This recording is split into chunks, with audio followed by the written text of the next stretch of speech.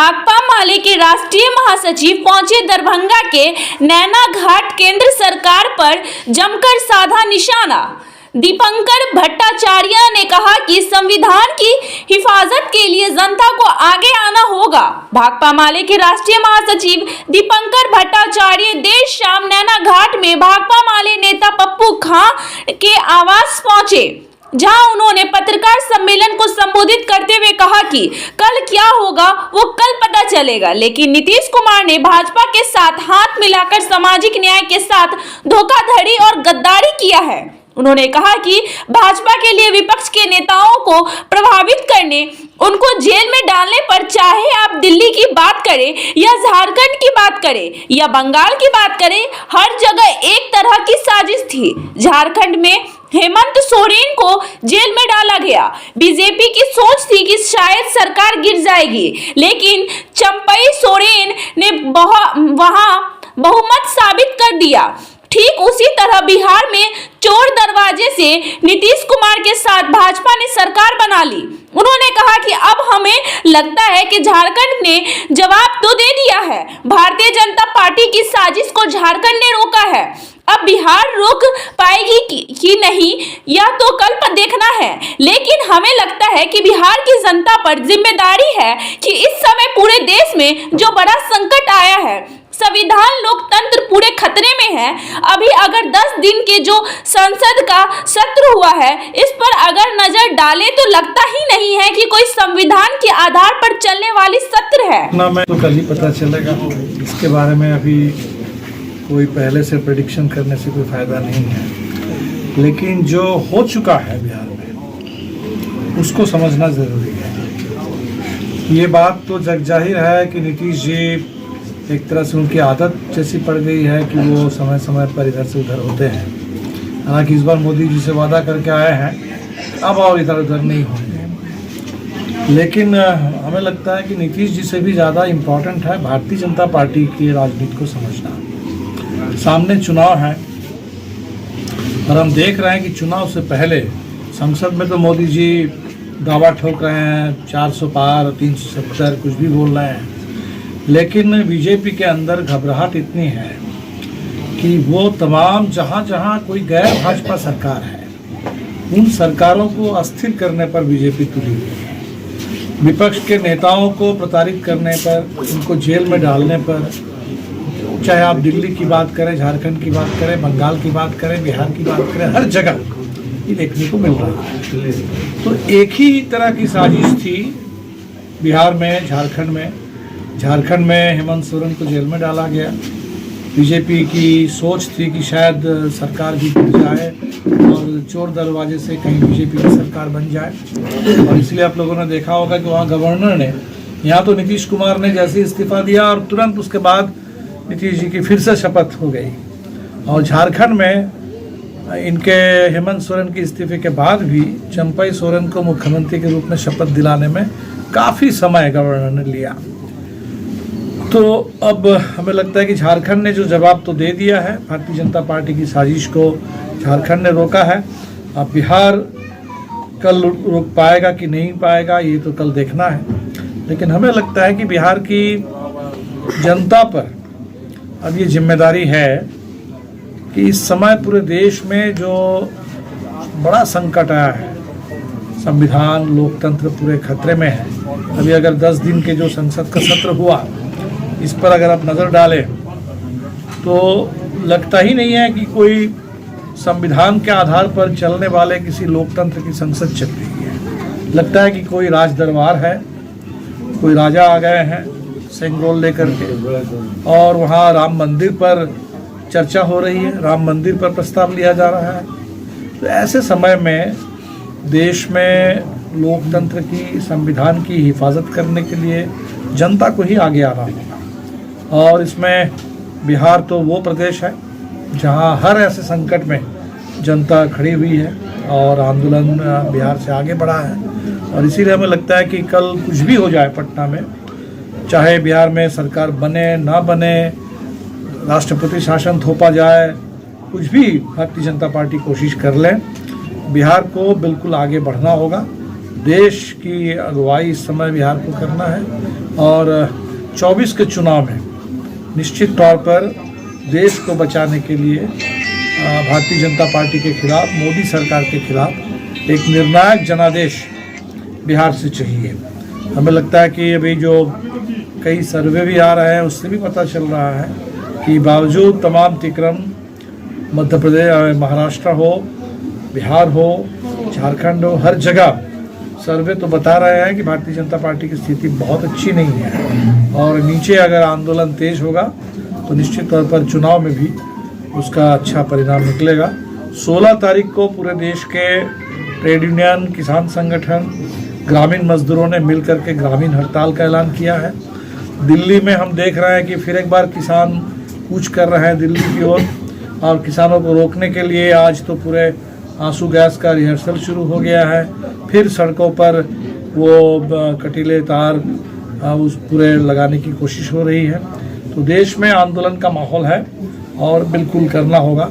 उत्तराखंड में हल्द्वानी में जिस तरह से बुलडोज़र से मस्जिद को, मदरसे को गिरा दिया गया हाई कोर्ट के निर्देश के बावजूद, तो वो बेहद चिंता की बात है, आपत्तिजनक है और उस पर जो लोगों के गुस्से का हमने विस्फोट देखा, अब उसको कुचलने के लिए फिर और ज़्यादा दमन भारतीय जनता पार्टी हर जगह कर रही है। बरेली में हमने देखा कि जो ज्ञानवापी मस्जिद के सवाल पर बनारस कोर्ट के फैसले के खिलाफ जनता जब सड़क पर आई जेल भरो आंदोलन में, तो उसको भी कुचलने के लिए पूरे प्रशासन, पुलिस प्रशासन ने दमन शुरू किया। तो हमें लगता है कि ये दमन से तो लोग दबेंगे नहीं, आंदोलन आगे बढ़ेगा और हर अन्याय के खिलाफ, संविधान पर हर हमले के खिलाफ हम लोग मिलजुल करके देश में लड़ेंगे और लड़कर ही इस देश को हम लोग जिंदा रखेंगे, संविधान को, लोकतंत्र को आगे बढ़ाएंगे। कोर्ट के अधिवक्ताओं का चल रहा है, उसको लेकर के आपकी क्या प्रतिक्रिया है? बिल्कुल, हमें लगता है कि इंडिया गठबंधन की जो लास्ट बैठक हुई थी दिल्ली में, उस बैठक में भी हम लोगों ने एक प्रस्ताव लिया था और उसमें बात ये उठी थी कि ईवीएम पर तो ज़बरदस्त लोगों का संदेह है और जो वीवीपैट की मशीन है उस पर भी आजकल ऐसा एक पर्दा डाल दिया गया कि लोगों को पता ही नहीं चल पाता। तो इसमें बात ये आई थी कि वीवीपैट में लोगों को साफ साफ दिखे, पर्ची मिले और वीवीपैट की पर्ची को वोटर जो है वो देख करके अगर संतुष्ट हो कि उनका वोट सही जगह पर गया है, तब उस पर्ची को वो डब्बे में डालें और उसी को बैलेट समझ करके विकल्प बैलेट के तौर पर उसकी गिनती की जाए। वैसे देश की मांग तो है कि बैलेट की वापसी हो, लेकिन हमें लगता है कि सवाल शायद सिर्फ बैलेट से भी जुड़ा हुआ नहीं है। अभी चंडीगढ़ में जो हम लोगों ने देखा, छोटा चुनाव था, मेयर का चुनाव था, बैलेट पर ही था और वहाँ जिस तरह से प्रिजाइडिंग ऑफिसर को कैमरा के सामने वो पूरे बैलेट को बर्बाद करने, नष्ट करने, अपोजिशन के मैंने आप और कांग्रेस के 8-8 मत को इनवैलिड डिक्लेयर करने के उन्होंने काम किया, तो ये तो लग रहा है कि चंडीगढ़ मॉडल अगर चल जाएगा देश में तब तो मजाक बन जाएगा पूरा चुनाव। तो इस देश में लोकतंत्र के नाम पर सिर्फ चुनाव ही बचा हुआ था, शेष तो बाकी जो नागरिक अधिकार है, जनता के हिस्से की बात है, वो तो है नहीं। सिर्फ चुनाव समय समय पर हो रहे थे, लेकिन अब अगर जो ईवीएम अगर संदिग्ध हो, चुनाव आयोग उसके बारे में जो सरकार ने नया कानून बनाया, चुनाव आयोग की पूरी नियुक्ति सरकार के द्वारा होगी और लग रहा है कि चुनाव आयोग भी एक तरीके से एक सरकारी संस्था में तब्दील हो जाएगी, सरकार के माथर चलने वाली। जिस तरह से पूरे चुनाव के फंड वो इलेक्टोरल बॉन्ड के जरिए कॉरपोरेट के हाथ में है और इस पर पूरी तरह से लोग अंधेरे में हैं कि कौन पैसा दे रहा है, किसको दे रहा है, कितना दे रहे हैं। तो चुनाव पर तो हर तरह से एक संकट आ गया है। हमें लगता है कि चुनाव को संकट मुक्त और संदेह मुक्त बनाना ये बहुत ज़रूरी है लोकतंत्र के लिए और इसलिए पूर्व चुनाव आयुक्त एसवाई कुरैशी साहब ने भी जो उन्होंने कहा कि चुनाव में सबसे बड़ी बात है ट्रांसपेरेंसी, पारदर्शिता, और पारदर्शिता से ही जनता में भरोसा जगेगा। तो चुनाव पारदर्शी तरीके से हो और जनता का भरोसा, उसके साथ कोई खिलवाड़ ना है। एक सवाल ये है सर कि आप केंद्र सरकार के विपक्ष के तौर पे आप लोग हैं। पिछले पूरे टेन्यूर में देखा जाए जो भाजपा की सरकार है, आप लोगों की तरफ से आरोप लगाया जाता है कि भाजपा सरकार तानाशाही सरकार चल रही है। अभी भी आपने कई बातें कही, आप लोगों ने उसके खिलाफ इस बार 2024 में एक इंडिया गठ अलायंस का भी आप लोगों ने जो है ये किया, लेकिन वो खुद बिखरती हुई दिख रही है। ऐसे में जो आपकी आशा है कि इस सरकार के खिलाफ एक मजबूत लड़ाई लड़ने की, वो तो टूटता हुआ दिख रहा है। तो आप लोग 2024 में क्या रणनीति करेंगे कि जिससे आपको बल मिले या आप लोग सरकार में आ सके? देखिए, पहली बात तो जो इंडिया गठबंधन बना था वो इसलिए बन रहा था या बना हुआ है कि परिस्थिति की मांग है। और यहाँ तक कि नीतीश जी भी आए थे तो भाजपा के दबाव में नीतीश जी भी चल नहीं पा रहे थे, इसीलिए आए थे। तो हमें लगता है कि वो जो परिस्थिति है उसमें तो कोई बदलाव नहीं आया। भले ही मान लीजिए भारत रत्न के आड़ में सत्ता का सौदा हुआ, यहाँ कर्पूरी जी को भारत रत्न दे करके नीतीश जी को तोड़ा गया, चरण सिंह को भारत रत्न दे करके राष्ट्रीय लोकदल को तोड़ने की पूरी कोशिश हो रही है। तो इससे मेरे ख्याल से बहुत ज़मीनी जो स्थिति है उस पर फर्क नहीं पड़ता। इसलिए जो गठबंधन को लेकर के जो जनता की मांग है, जो जिस ज़रूरत से गठबंधन का निर्माण हुआ था, वो ज़रूरत अपनी जगह पर है, जनता बिल्कुल अपनी जगह पर है। और हमें तो लगता है कि ये जनता ही आगे बढ़ चढ़ कर, गठबंधन तो बनता है, कभी टूटता है, लेकिन जनता की जहाँ तक बात है वो डट कर मुकाबला करेगी और इसमें कोई दो राय नहीं है। और इसमें यहाँ तक कि उत्तर भारत में भी अभी कुछ लोग कह रहे हैं कि उत्तर भारत में पूरा राम मंदिर के बाद कोई लहर है। अगर ऐसी कोई लहर होती तो आज जो आप जो देख रहे हैं सरकारों को गिराने, तोड़ने, नेताओं को जेल में डालने, इसमें बिल्कुल ये दिख रही है कि भारतीय जनता पार्टी की कमजोरी दिख रही है। जो सर्वे भी अभी आया एक मूड ऑफ द नेशन के नाम पर, उस सर्वे को भी थोड़ा ठीक से अगर उसका अध्ययन किया जाए तो उसमें भी बिल्कुल साफ दिख रहा है कि जनता में भारी नाराज़गी है, आर्थिक सवालों पर तो बहुत ज़्यादा नाराज़गी है। तो हमें तो लगता है कि बस ज़रूरत इस बात की है कि हम लोग जमकर इस चुनाव में जो ठोस अभी गठबंधन, जैसे बिहार की बात करें, अगर नीतीश जी हट जाए तो एक फिर जो पुराना गठबंधन 2020 में हमारा था वही गठबंधन वापस आएगा। हो सकता है कुछ और लोग शामिल हो। तो 2020 और 19 की अगर आप तुलना करें तो 19 में जो चुनाव परिणाम था तो 20 आते आते वो काफ़ी बदल चुका था। लगभग बिहार में 50-50 की स्थिति बन चुकी थी, लगभग हम लोग सरकार बनाने के कगार पर पहुंच चुके थे। तो हमें तो लगता है कि वही माहौल बढ़ेगा और बिल्कुल जनता अपनी पूरी एकता से, मुस्तैदी से जवाब देगी। खबरें ये भी चल रही है कि बंगाल में ममता जी नाराज है, केजरीवाल नाराज चल रहे हैं, तो गठबंधन तो है ही नहीं कहीं। नहीं, गठबंधन देखिए ये तो तय ही था कि हर जगह गठबंधन नहीं बनेगा। अब जैसे केरल की बात करें तो केरल में बीजेपी तीसरी ताकत है और वहाँ लड़ाई हमेशा एलडीएफ और यूडीएफ के बीच में रहती है, तो वहाँ बिल्कुल वही स्थिति रहेगी। इसी तरह हो सकता है पंजाब, तो पंजाब में भी बीजेपी बिल्कुल तीसरी चौथी ताकत है और वहाँ आम आदमी पार्टी की सरकार है, कांग्रेस प्रमुख विपक्षी दल है। तो हमें नहीं लगता है कि इन इलाकों में अगर चुनाव में तालमेल न भी हो उसका कोई फायदा भारतीय जनता पार्टी को मिलने वाला नहीं है। शेष बहुत सारे इलाके में गठबंधन हो जाएंगे, बिल्कुल चुनाव में सीटों का एक समझौता होगा और हमें लगता है कि उसी से फर्क पड़ जाएगा। अब चुनाव काफ़ी नज़दीक रह गया है, आप कह रहे हैं कि जनता ज़मीन पे सब कुछ समझ रही है, महंगाई समझ रही है, सरकार का दमनकारी इरादा समझ रही है, लेकिन अभी खुद देश के प्रधानमंत्री मोदी जी का ये बयान था कि जनता जो है पिछले दिनों जो राज्यों में चुनाव हुए विधानसभाओं के, उसके रिजल्ट से ये पता चल जाना चाहिए कि 2024 में जनता क्या सोच रही है, ऐसे उनके बयान आ रहे हैं। वहीं आप लोग जनता की बात कह रहे हैं, आपका इंडिया अलायंस खुद टूटता हुआ नजर आ रहा है, तो ऐसे में सीधे जनता में भी कहीं ना कहीं एक सवाल तो जाएगा, भ्रम की स्थिति तो जाएगी ना कि जनता में जरूर। मान लीजिए आपने जैसे नीतीश जी आए थे और चले गए तो जरूर इससे उनके राजनीति पर जो विश्वासघात उन्होंने किया बिहार के साथ, जनता के साथ, तो इसको लेकर के आक्रोश है। लेकिन हमें नहीं लगता कि इससे गठबंधन कहीं टूट जाएगा। जो गठबंधन तो पहले से कई गठबंधन बने हुए थे, तमिलनाडु में थे, बिहार में हम लोग के गठबंधन थे, तो वैसे बहुत सारे इलाके में जो गठबंधन पहले से बने हुए थे वो बिल्कुल बरकरार है। और कुछ और पार्टियां जो जुटने लगी थी उसमें अब भी कुछ पार्टियां हैं, और हमें लगता है कि इससे बहुत कोई फर्क नहीं पड़ने वाला है।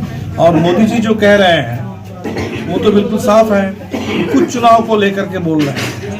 तो अब कर्नाटक की बात नहीं करेंगे, हिमाचल की बात नहीं करेंगे, और जिन इलाकों में उनकी चुनाव में जीत हुई, ज़रूर इसमें अगर चुनाव का ठीक से संचालन होता तो चुनाव परिणाम भी कुछ अलग हो सकता था, इसमें तो कोई दो राय नहीं है। लेकिन हमें लगता है कि अगर मध्य प्रदेश की भी अगर बात करेंगे, छत्तीसगढ़ की भी बात करेंगे, राजस्थान की भी बात करेंगे, तो इस बार का चुनाव 19 जैसा नहीं होने जा रहा है। तो बिल्कुल स्थिति साफ है, और भारतीय जनता पार्टी की जो बिल्कुल एक डिस्परेशन दिख रहा है, तो उसे वो खुद बता रहा है। इस समय आप देख लीजिए, अभी जनता 10 साल के जवाब मांग रही है। नौजवानों ने अभी रेफरेंडम किया पूरे देश में, यूनिवर्सिटीज़ में, तो हर तबके में सवाल है पिछले 10 साल के लेकर। 10 साल का कोई हिसाब वो नहीं दे रहे हैं, या तो यूपीए के 10 साल की बात कर रहे हैं, या 2047 का सपना दिखा रहा है कि 47 में क्या होगा। लेकिन अभी के बारे में जो जनता सवाल कर रही है उसका कोई जवाब ही इनके पास नहीं है। तो बिल्कुल ऐसे खोखली स्थिति में सिर्फ जुमलों के सहारे हमें नहीं लगता है इस बार भारतीय जनता पार्टी के लिए आसान होगा। निश्चित तौर पर हमें जनता की एकता को आगे बढ़ाते हुए जो भी समय है, एक ऊर्जा के साथ, संकल्प के साथ चुनाव अभियान को हम लोग संचालित करेंगे, और हमें तो बिल्कुल लगता है कि चुनाव इस बार बदल जाएगा।